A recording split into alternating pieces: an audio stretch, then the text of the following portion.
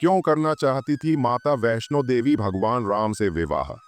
पौराणिक कथाओं के अनुसार त्रेता युग में जब धरती पर धर्म की हानि हो रही थी, तब आदिशक्ति, महाकाली, महालक्ष्मी और महासरस्वती ने मिलकर अपनी सामूहिक शक्ति से एक दिव्य कन्या को जन्म दिया। ये कन्या भगवान विष्णु के अंश से उत्पन्न हुई थी। माता वैष्णो ने त्रिकुटा के रूप में दक्षिण भारत में रामेश्वरम तट पर रहने वाले पंडित रत्नाकर सागर और उनकी पत्नी के घर अवतार लिया। रत्नाकर सागर कई वर्षों से निसंतान थे। कन्या के जन्म से पहले प्रभु ने रत्नाकर से ये वचन लिया था कि वे अपनी पुत्री के जीवन में कभी भी हस्तक्षेप नहीं करेंगे। इस कन्या का नाम त्रिकुटा रखा गया। भगवान विष्णु से संबंधित होने के कारण बाद में उन्हें वैष्णवी नाम से भी पुकारा गया। त्रिकुटा बचपन से ही सांसारिक मोह माया से दूर थीं। उनका मन ज्ञान और आध्यात्म में लगता था। उन्होंने अल्पायु में ही घर छोड़कर समुद्र के किनारे घोर तपस्या शुरू कर दी थी। उनका मुख्य उद्देश्य था भगवान विष्णु के अवतार को पति रूप में प्राप्त करना।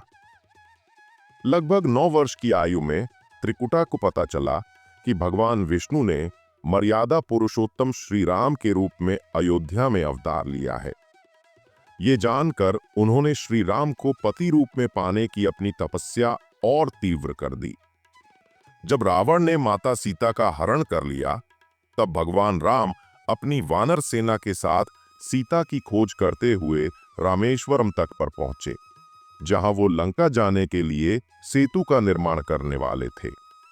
इसी स्थान पर उनकी भेंट ध्यानमग्न देवी त्रिकुटा से हुई। त्रिकुटा ने तत्काल श्री राम को पहचान लिया।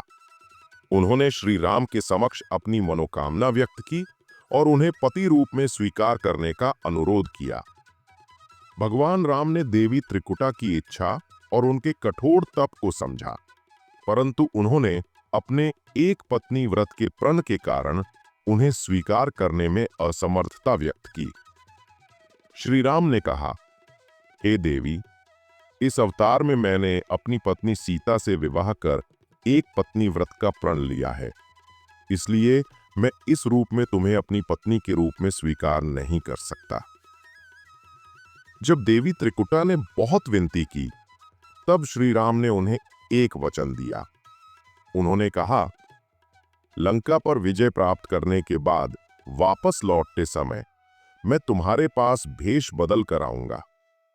यदि तुम मुझे पहचान लोगी तो मैं तुमसे विवाह कर लूंगा। जब श्री राम लंका पर विजय प्राप्त कर अयोध्या लौट रहे थे, तो उन्होंने अपना वचन पूरा करने के लिए एक वृद्ध तपस्वी का वेश धारण कर त्रिकुटा की परीक्षा ली। दुर्भाग्यवश त्रिकुटा उन्हें नहीं पहचान पाई।